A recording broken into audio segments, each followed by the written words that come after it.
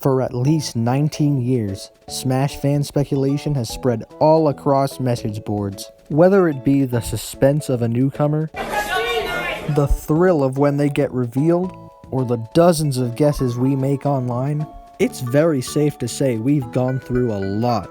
We've seen characters join Smash who were requested from Smash 4, Brawl, or even as far back as the Melee days. But the biggest surprises of all are the never-ever type characters.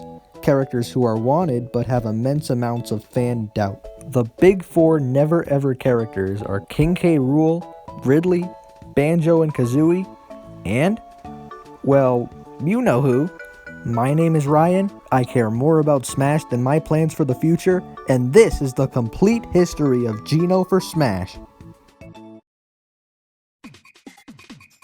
If I'm to do a history lesson on Geno, I have to start 24 years ago when it all began.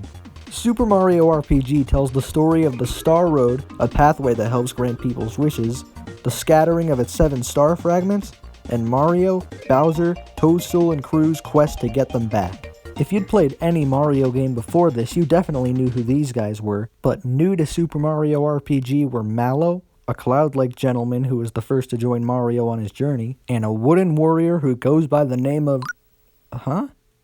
Oh, that's kind of hard to say, so we can just call him Geno. Geno is the push that drives the story forward by being the reason why Mario and crew even know about this Star Road in the first place. By the game's end, when the evil is defeated, Geno returns to his spot in the now repaired Star Road. Following the game's release, 4 out of 5 members of the main cast got at least 2 pieces of merchandise. The same arguably cannot be said for Geno, whose only discovered piece of merchandise is this keychain. He probably got a plushie, but it's never surfaced online. I think they gave the Porcupuffer more love. This is bad. They've already forgotten about him. I wonder if we'll ever get to see Geno again. Fast forwarding 3 years, Super Smash Bros. Had become a hit internationally. Not too long after the game's release, Sakurai held a poll to see what the fans were interested in. For the Mario series, in order of highest requests to lowest requests, fans wanted to see Bowser, Peach, Wario, Toad, Koopa Troopa, Kamek. Somebody wanted a Goomba? Tied for 8th place with Mallow was Geno. They may have only gotten 5 votes each, but they still beat Baby Mario.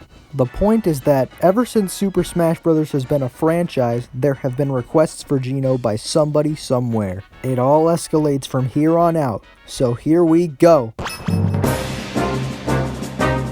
Announced in 2006 for the Wii, which was then known as the Revolution, was Super Smash Bros. Brawl, the first Smash game to have a third-party character. Showtime! This was the age of the internet, and people did not hesitate to share who they wanted to see the most. Alongside Geno, popular fan requests for Brawl included King K. Rool, Ridley, Wolf, Toon Link, or Wind Waker Link as people liked to call him back then, Sonic, Mega Man, and Simon Belmont. I think you know where I'm going here. The place everyone got their information was the Smash Bros. Dojo website, and soon enough, the community finally began to take shape. In the end, Geno didn't make it into the final game, but one thing did make it onto the disc. A track name that roughly translates to Forest's Mushrooms, which could either be a song from Partners in Time, or a song that Geno is known for more than any other.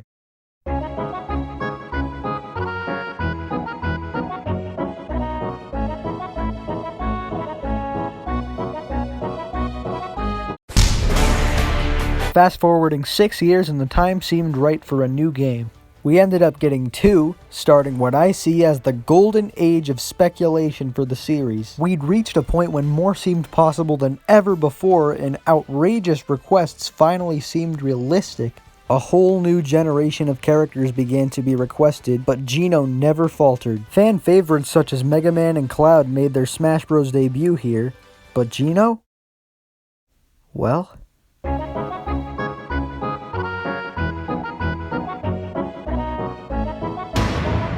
For the first time since a 2003 cameo, Nintendo and Square Enix finally let Geno see the light of day. As a Mii costume, of course, but it was still representation. He joined King K. Rool, Isabel, Chrom, and the Inklings as a desired fighter who was given the Mii costume treatment. Some people were confused as to why they did him this way. Meanwhile, there were others who were glad he got any representation whatsoever.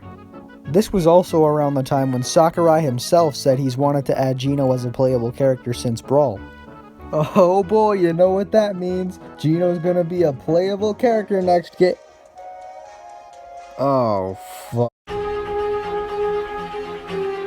The confirmation of Super Smash Bros. Ultimate and the subsequent reveal of Ridley was one of the most legendary moments Nintendo's ever had in recent memory. But little did anyone know, this would swap Geno and Ridley's positions in the community. Geno took the throne of the darkest place a Smash character can end up, the realm of ridicule. He's no longer taken as a serious contender, but more so as a punchline. He's the face of so many fake leaks, but none of them compared to the Grinch leak. Characters such as Shadow, Isaac, and the Chorus Kids were all requested by fans and included in this leak. Many thought it was real because there was nothing that could disprove it.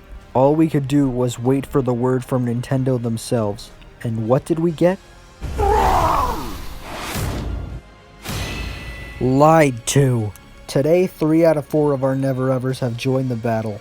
But will we ever see Geno again? That's enough of that. Let's talk about the good of the situation. People like Papa Geno's, Terminal Montage, and Operation Starfall all still support Geno in their own different ways. This is where our journey ends now, but I have hope that it doesn't end here. Keep believing in your wish. It's what Geno would want up in the Star Road. And to anybody who's watched up to this point who still doesn't care about Geno, I thank you for watching, and I hope you learned something. All we can do now is patiently wait for the ARMS character to get revealed. I hope it's Min Min, bye!